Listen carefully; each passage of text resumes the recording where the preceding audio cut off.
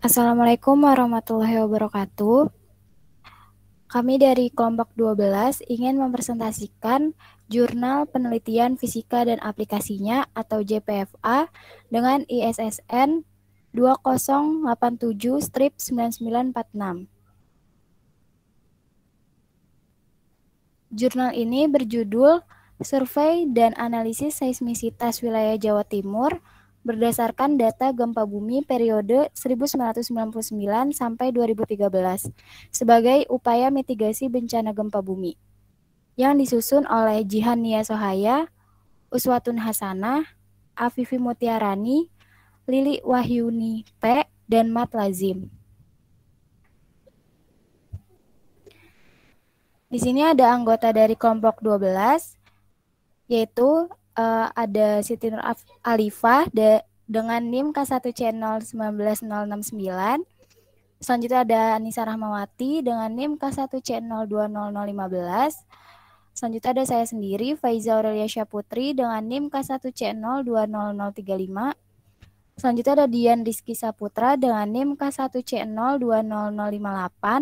Dan yang terakhir ada Kurnia Sandi dengan NIM K1C020076.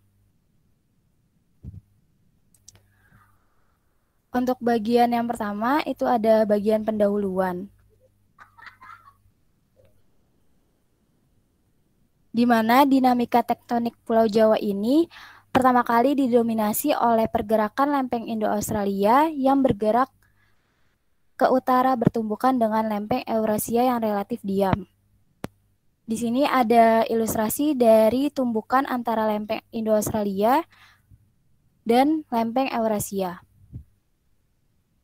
Penujaman lempeng Indo-Australia berkisar 100-200 km di bawah dan 600 km di utara Pulau Jawa. Tunjaman lempeng tersebut mengakibatkan pergerakan unsur-unsur. Kondisi ini menjadikan wilayah Pulau Jawa sebagai daerah tektonik aktif dengan tingkat seismisitas yang tinggi. Sehingga secara langsung wilayah Jawa Timur khususnya juga mengalami pergerakan lempeng yang aktif pula. Di sini juga ada simulasi tumbukan antara dua lempeng.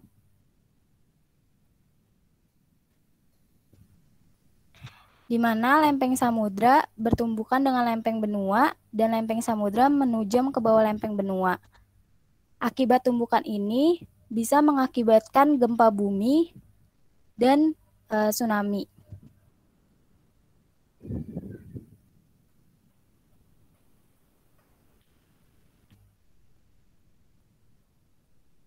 Dengan kondisi geodinamika tersebut, perlu adanya upaya antisipasi berupa peringatan gempa bumi sejak dini untuk mengurangi dampak yang ditimbulkan akibat bencana gempa bumi, baik materi maupun jiwa manusia, dengan menganalisis tingkat seismisitas pada daerah yang bersangkutan. Bagaimana menganalisisnya?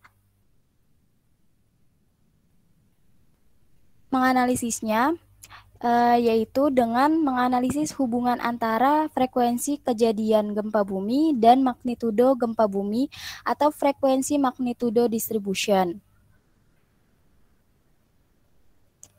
Selanjutnya ada proses deformasi batuan yang mengakibatkan terjadinya gempa bumi. Bisa dilihat pada gambar, di mana apabila gaya yang bekerja pada batuan dalam waktu yang lama dan secara terus-menerus, maka lama-kelamaan daya dukung pada batuan tersebut akan mencapai batas maksimum dan akan mulai terjadinya pergeseran. Akibatnya, batuan tersebut akan mengalami patahan secara tiba-tiba sepanjang bidang fault. Setelah itu, batuan akan kembali stabil, namun sudah mengalami perubahan bentuk dan posisi. Dan pada saat batuan mengalami gerakan yang tiba-tiba, akibat pergeseran batuan tersebut, maka energi stres yang tersimpan akan dilepaskan dalam bentuk getaran yang kita kenal sebagai gempa bumi. Di sini ada parameter gempa bumi, di mana parameter sendiri itu merupakan acuan nilai besaran dan letak kejadian suatu gempa bumi. Parameter gempa bumi meliputi yang pertama ada waktu kejadian gempa bumi, selanjutnya ada hipocenter, yaitu titik di dalam bumi yang menjadi pusat gempa bumi. Kemudian ada epicenter, yaitu titik di permukaan bumi yang berada akurat di atas atau di bawah kejadian lokal yang memengaruhi permukaan bumi. Selanjutnya ada kedalaman sumber gempa bumi, dan yang terakhir ada kekuatan gempa bumi atau magnitudo.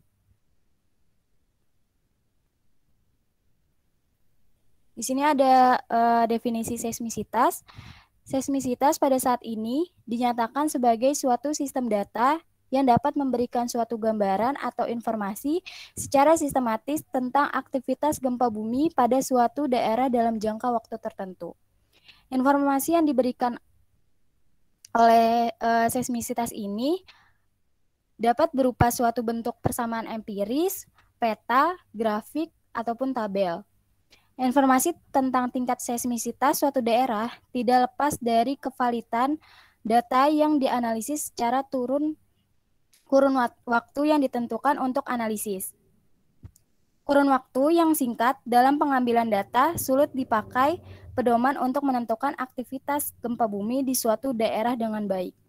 Tetapi apabila dalam waktu yang singkat dapat memberikan informasi data gempa bumi yang banyak, maka penentuan tingkat seismisitas tersebut dianggap cukup akurat.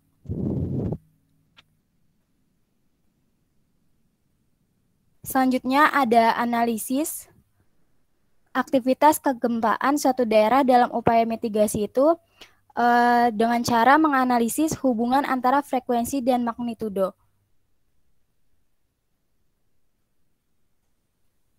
Di mana magnitudo sendiri itu merupakan suatu ukuran kekuatan gempa bumi yang menggambarkan besarnya energi yang terlepas pada saat gempa bumi terjadi dan merupakan hasil pengamatan oleh seismograf.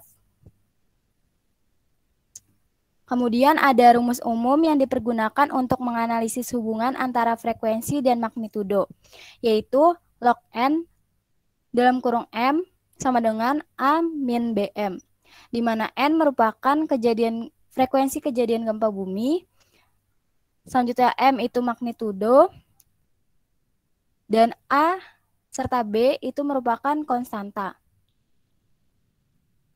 Nilai A di sini menunjukkan keaktifan seismik daerah yang dipengaruhi oleh tingkat kerapuhan batuan. Selanjutnya ada nilai tingkat seismisitas di suatu daerah yang sedang diamati tergantung pada yang pertama, periode pengamatan, yang kedua, luas daerah pengamatan, yang ketiga, aktivitas seismik daerah yang diamati, dan yang keempat, tergantung pada besar kecilan nilai A dan B. Semakin besar nilai A di suatu daerah, berarti daerah tersebut memiliki aktivitas seismik yang tinggi, dan sebaliknya. Sedangkan nilai B menunjukkan kemiringan atau gradien dari persamaan linear hubungan frekuensi kejadian gempa bumi dan magnitudo. Nilai ini erat sekali hubungannya dengan tektonik daerah yang sedang diamati dan tergantung dari sifat batuan setempat dan menggambarkan aktivitas stres lokal.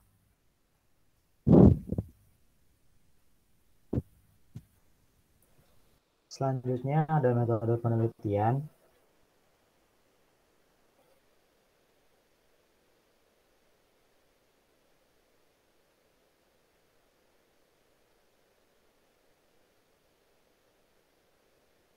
sampai 2013 di wilayah Jawa Timur ini dikerjakan dengan metode maksimum Likelihood atau metode kemungkinan maksimum.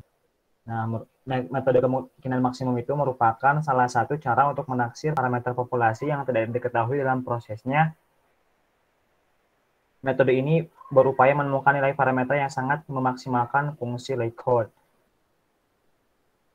Data yang digunakan dalam penelitian ini merupakan data sekunder, yaitu parameter gempa bumi yang terdiri dari kejadian, letak epicenter, latitude dan longitude, kedalaman, magnitudo gempa bumi. Data tersebut diperoleh di portal data seismologi IRIS atau Incorporated Research Institution for Seismology dengan magnitudo 4,6 0 sampai 10,0 skala Richter dan kedalaman 0 sampai 200 km. Dengan daerah penelitian berlokasi di 110 derajat sampai 115 derajat bujur timur dan 5 derajat sampai 10 derajat lintang selatan.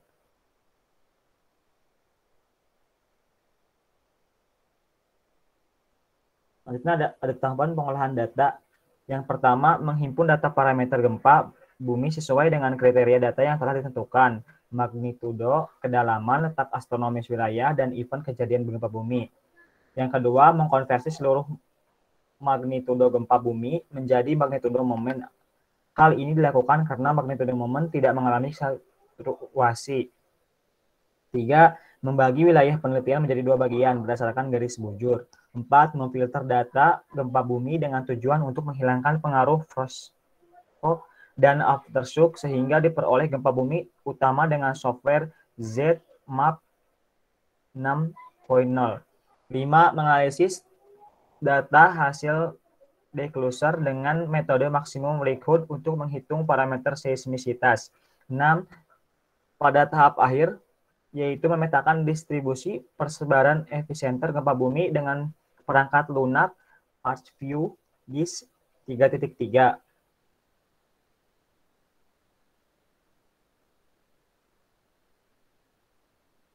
Hasil analisis data yang diperoleh yaitu nilai A, B, dan standar deviasi digunakan untuk mengetahui tingkat seismisitas yang terjadi pada daerah penelitian.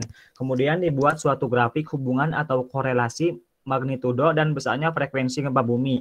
Grafik korelasi tersebut kemudian diinterpretasikan sesuai bahwa nilainya konstanta A dan B berkaitan langsung dengan karakteristik seismisitas wilayah yang diteliti.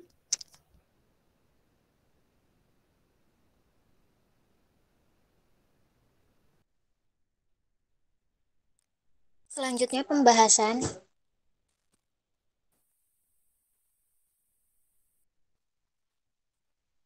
terlihat pada peta sebaran epicenter gempa bumi di Jawa Timur periode 1999 hingga 2013. Berdasarkan peta sebaran epicenter atau pusat gempa bumi wilayah Jawa Timur, hasil pemetaan sebaran lokasi gempa bumi atau epicenter dengan menggunakan software ArcView GIS dalam kurun waktu 14 tahun, terjadi 495 gempa bumi. Setelah difilter dengan tujuan untuk menghilangkan pengaruh gempa pendahuluan, forest shock, dan gempa susulan, aftershock, dengan software ZMAP 6.0 sehingga diperoleh 330 gempa bumi utama. Penggambaran pada peta tersebut didasarkan pada letak epicenter gempa bumi tiap daerah pada wilayah Jawa Timur. Titik merah menandakan letak epicenter gempa bumi pada wilayah 1, sedangkan untuk titik ungu menandakan letak epicenter pada wilayah 2.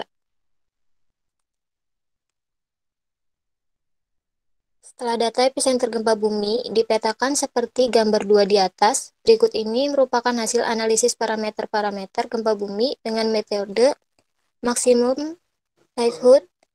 Berikut ini merupakan hasil olah data dan analisis dengan ZMAP.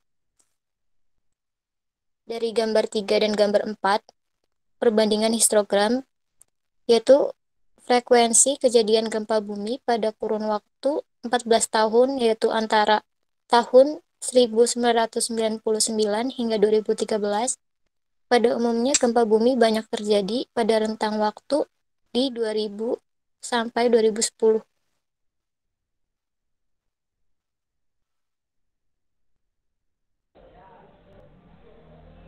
Dari gambar 6 dan dari gambar 5 dan gambar 6, rentang magnitudo gempa bumi tersebut tergolong gempa bumi yang merusak, yang mengakibatkan kerusakan yang signifikan baik di daratan maupun di lautan.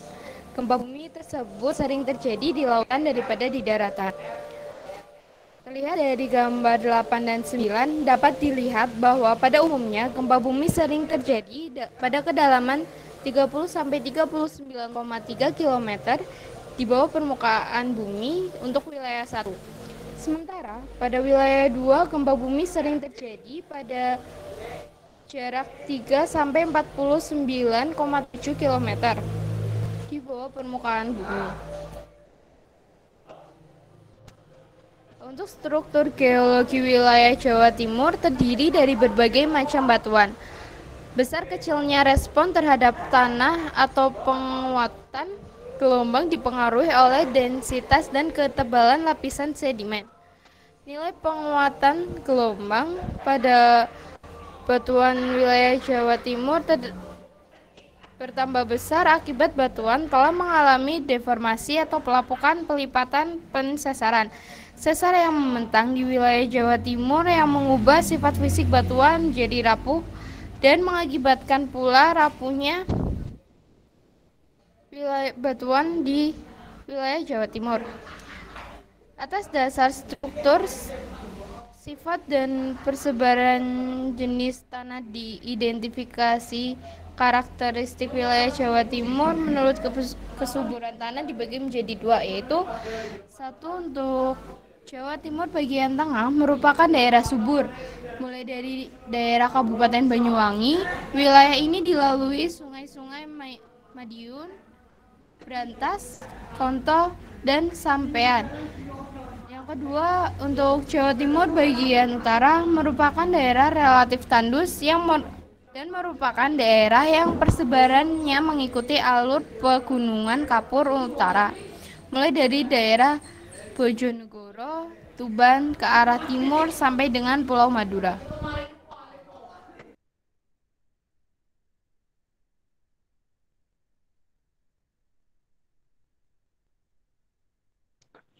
Selanjutnya, simpulan. Berdasarkan dari hasil penelitian dan pembahasan, maka dapat ditarik kesimpulan sebagai berikut. Yang pertama, besarnya parameter seismetris wilayah Jawa Timur pada periode 1999 sampai dengan 2013 pada wilayah 1 diperoleh nilai A sebesar 11,7 dan nilai B sebesar 1,86 dengan rentang magnitudo yaitu 4,9 sampai dengan 6,4 skala Richter. Gempa bumi terbesar di wilayah ini terjadi pada tanggal 26 Mei 2006 dengan magnitudo 6,4 skala Richter dan pada kedalaman 19,9 km dari atas permukaan bumi. Sementara untuk wilayah 2 diperoleh nilai A sebesar 9,69 dan nilai B sebesar 1,49 dengan rentang magnitudo yaitu 4,8 sampai dengan 6,3 skala Richter. Gempa bumi terbesar di wilayah ini terjadi pada tanggal 13 Oktober 2011 dengan magnitudo yaitu 6,3 skala Richter dan pada kedalaman 39 km dari atas permukaan bumi. Hasil analisis statistik dengan metode maksimum likelihood menunjukkan bahwa nilai A pada wilayah 1 lebih besar dibandingkan dengan wilayah 2. Hal ini berarti wilayah 1 memiliki tingkat seismitas yang lebih besar dibandingkan wilayah 2. Sedangkan nilai B pada kedua wilayah relatif sama. Hal tersebut menunjukkan bahwa batuan pada wilayah Jawa Timur memiliki heterogenitas yang rendah. Yang kedua, secara umum dapat disimpulkan bahwa wilayah Jawa Timur secara keseluruhan memiliki tingkat seismitas tinggi yang dibuktikan dengan nilai parameter seismitas yang tinggi dan seringnya terjadi gempa bumi dangkal pada kedalaman 30 sampai 39,3 km dengan magnitudo antara 4,8 sampai dengan 5,5 skala Richter yang dapat mengakibatkan kerusakan yang cukup signifikan terutama di wilayah daratan. Selanjutnya, saran. Dalam penelitian tentang survei dan analisis sistem wilayah seismitas wilayah Jawa Timur dalam kurun waktu 14 tahun dari tahun 1999 sampai dengan tahun 2013 ini ditemukan berbagai kendala dalam menentukan parameter keaktifan seismik yaitu A, B dan pemetaan epicentral gempa bumi. Berikut ini merupakan saran untuk mengatasi masalah yang muncul dalam perhitungan data antara lain. Yang pertama, membandingkan dengan metode lainnya selain metode maksimum likelihood juga sangat penting untuk mengetahui manakah metode yang paling akurat untuk analisis statistik tingkat seismitas suatu wilayah. Yang kedua, Untuk memaksimalkan hasil penelitian, sebaiknya data yang digunakan dalam kurun waktu lebih dari 10 tahun. Yang ketiga, karena penelitian ini menyangkut survei dan memerlukan data primer, yaitu data yang diambil secara langsung, maka diperlukan perangkat atau alat untuk mencatat data primer, sehingga semakin valid hasil penelitian tersebut. Kemudian berikut dilampirkan ucapan terima kasih dan daftar pustaka dari tim peneliti.